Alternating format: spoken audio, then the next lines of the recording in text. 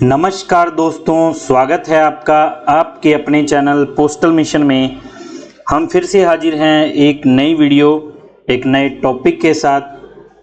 आज का जो टॉपिक है वो बड़ा ही इंफॉर्मेटिव और इंटरेस्टिंग होने वाला है। हमें मालूम है PA, SA, postal assistant, sorting assistant के लिए नोटिफिकेशन जो है वो जारी कर दिया गया है सभी सर्कल्स के द्वारा, और फॉर्म्स जो हैं वो सर्कुलेट कर दिए गए हैं।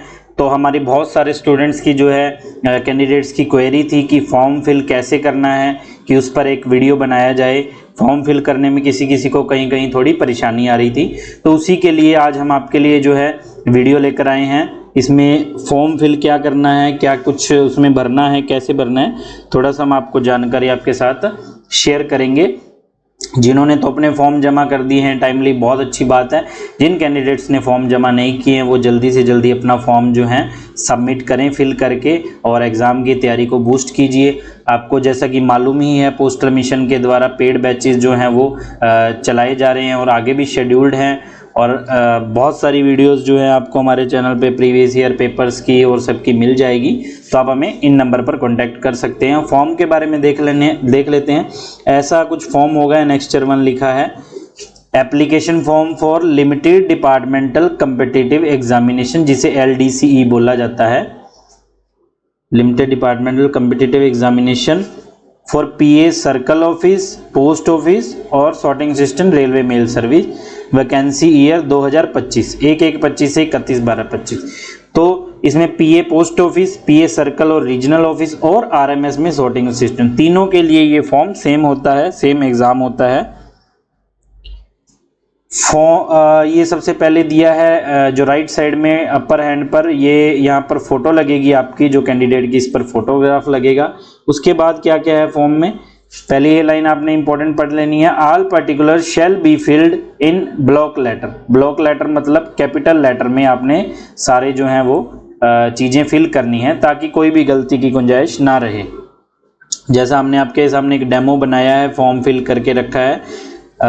पहले है name of candidate in Capitals, तो कैंडिडेट का नेम है शिवम नाम है, ऐसे आ गया ये SHIVM।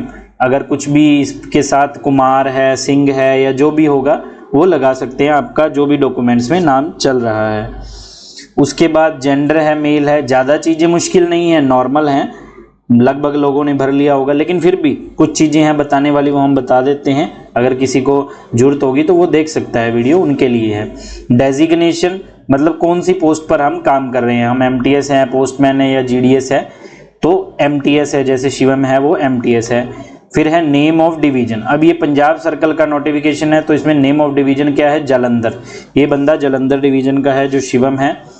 फिर है date of birth. Date of birth लिखनी है, attach self attested matriculation certificate. हमें पता है 10th की जो मार्कशीट होती है मैट्रिकुलेशन की, उसे बर्थ प्रूफ भी माना जाता है। तो सेल्फ अटेस्टेड मतलब उसकी फोटोकॉपी पे उसमें हमें खुद साइन करनी है। तो इसका डेट ऑफ बर्थ है 13 मार्च 1998, 13/3/1998 इसका डेट ऑफ बर्थ है। उसके बाद है कैटेगरी, अनरिजर्व्ड है, SC है, ST है, क्या है। OBC के लिए तो अभी कोई वैकेंसी आती नहीं है, तो इसलिए OBC इसमें हटा दिया गया है। तो शिवम की कैटेगरी जो है UR है, अनरिजर्व्ड है, मतलब जनरल कैटेगरी से बिलोंग करता है। उसके बाद है whether belongs to person with benchmark disability, if so details there.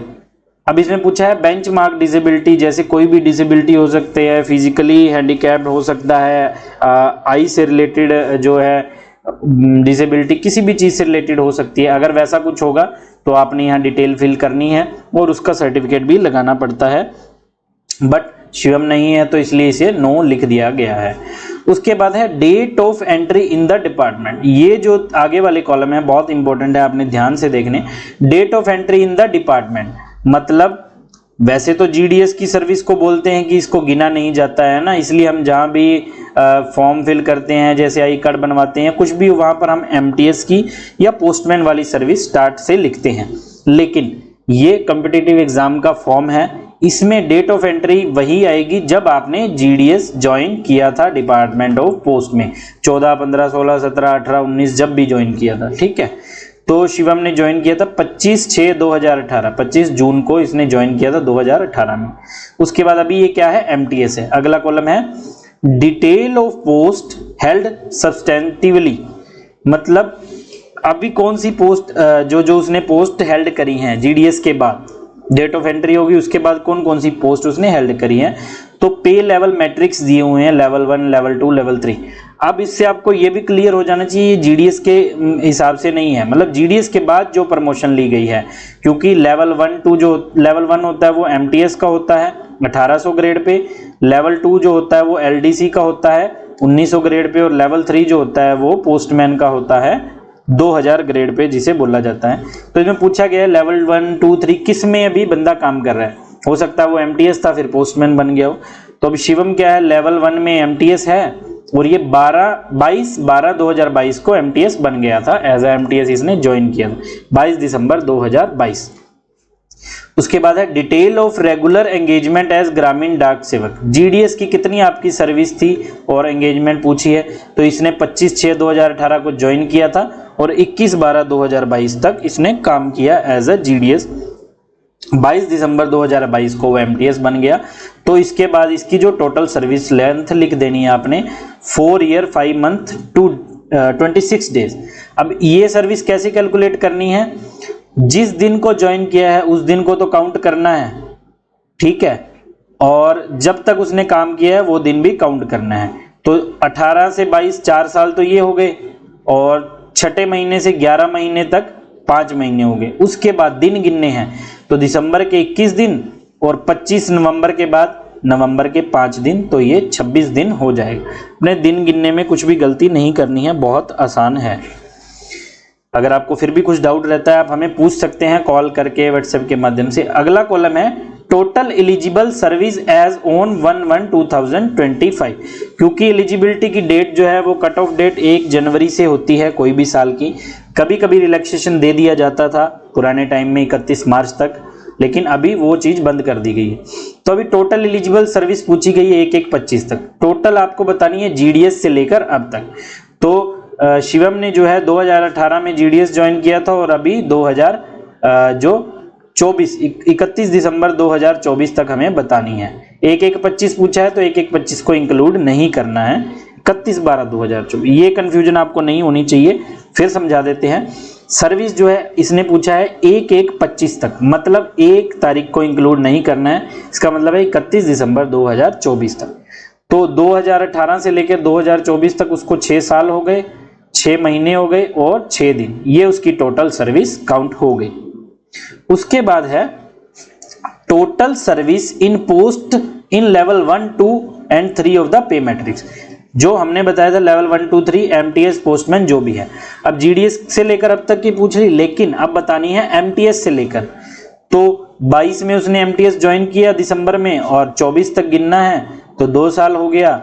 Month कितना भी नहीं है क्योंकि दिसंबर में उसने ज्वाइन किया, और 10 डेज 22 दिसंबर से 31 दिसंबर तक उसे 10 दिन बन गए। तो ये सर्विस की कट ऑफ है, ये आपको अच्छे से भरनी है, गलती नहीं करनी। उसके बाद है length of engagement render at GDS, ये वाला हमने कॉलम पहले भरा था, ये यहीं से उठा लेना है, total eligible service as GDS. उसके बाद है इस फॉर्म में, इस वीडियो में यही जो चीजें हैं समझने वाली है। आपको डाउट हो आप हमें कभी भी पूछ सकते हैं। Whether eligible as category A और कैटेगरी बी, तो ये जो है वो कैटेगरी बी में है। अब आपको कैटेगरी ए और कैटेगरी बी का थोड़ा समझा देते हैं, वैसे हमने नोटिफिकेशन में भी बताया था। कैटेगरी ए में कौन से कैंडिडेट आएंगे, जिन्हें लेवल 1 में मतलब एमटीएस में 5 साल जो है सर्विस हो गई, और लेवल 3 मतलब पोस्टमैन में 3 साल सर्विस हो गई है, सीधा सीधा 1/1/25 तक, वो जो हैं लेवल 1 में गिने मतलब कैटेगरी ए में गिने जाएंगे। उसके बाद कैटेगरी बी में कौन आएगा, कैटेगरी बी में आएंगे कैंडिडेट्स जिनकी total service GDS plus MTS plus postman मिलाकर 5 साल सर्विस हो गई है, वो कैटेगरी बी में आएंगे।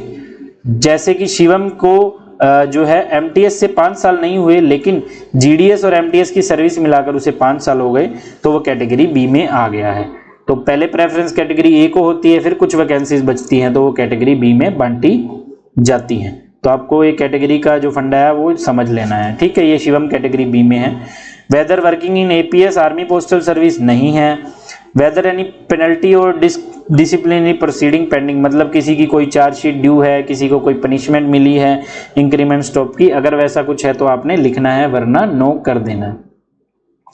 अगला है डेक्लरेशन है कि मैंने जो भी भरा है वो सब कुछ सही है, यहाँ पर डेट आ जाएगी, प्लेस जो भी जगह से आप फॉर्म भर रहे हैं, जहाँ पर ड्यूटी करते हैं, यहाँ पर आपके साइन हो जाएंगे। ये वाला जो फॉर्म है ये सिग्नेचर और डिविजनल हेड, यूनिट हेड, मतलब अगर आपको इंस्पेक्टर के अंडर आपकी अपॉइंटमेंट है या पोस्ट मास्टर के अंडर है तो आप थ्रू प्रॉपर चैनल उन्हें फॉर्म भेजोगे, फिर वो अपना जो साइन करके डिविजनल हेड को भेजेंगे, डिविजनल हेड आगे आपका फॉर्म फॉरवर्ड करेगा। तो ये फॉर्म भरने का सही तरीका है।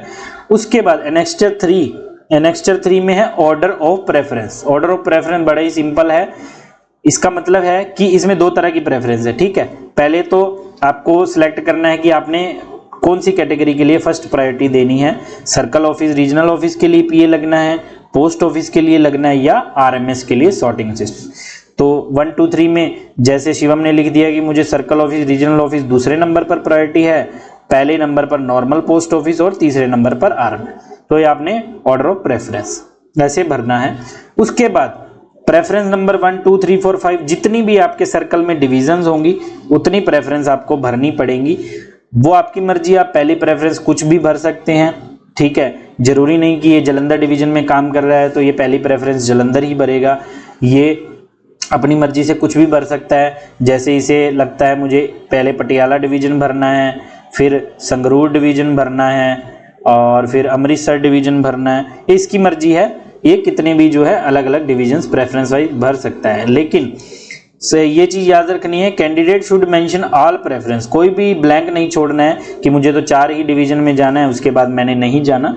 आपने जाना है या नहीं जाना वो बात की बात है, आपको प्रेफरेंस जो है 16 की 16 कैटेगरी या जितनी भी आपकी डिवीजन में कैटेगरीज होंगी आपके सर्कल में, आपने वो भरना है। और आपने जो डिवीजन का नेम होगा तो जलंधर नहीं लिख देना है, लुधियाना नहीं लिख देना, पूरा Ludhiana city division, Ludhiana M division, Ludhiana RMS, ऐसे आरएमएस एलडी डिवीजन जो भी होगा फुल जो है फॉर्म भरना है। फॉर्म में आपने कोई भी शॉर्टकट नहीं मारना है, आपने फॉर्म पूरा का पूरा भरना है, ठीक है। ये प्रेफरेंस वाला है, कोई मुश्किल नहीं है। तो उसके बाद तो इसमें साइन होते हैं नीचे।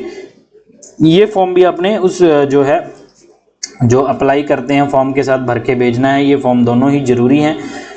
तो आपने फॉर्म में कोई भी गलती नहीं करनी है। हमें उम्मीद है आपको ये समझ आ गया होगा कि फॉर्म भरने का आसान तरीका क्या है।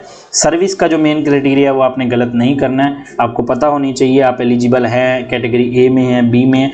आपको फिर भी इस वीडियो से रिलेटेड कुछ भी डाउट होगा या आपको फॉर्म भरने में कोई भी दिक्कत आ रही है, आप कुछ भी पूछना चाहते हैं, हमें कमेंट बॉक्स में या हमारे दिए गए नंबरों पर व्हाट्सएप टेलीग्राम के माध्यम से या कॉल करके आप पूछ सकते हैं।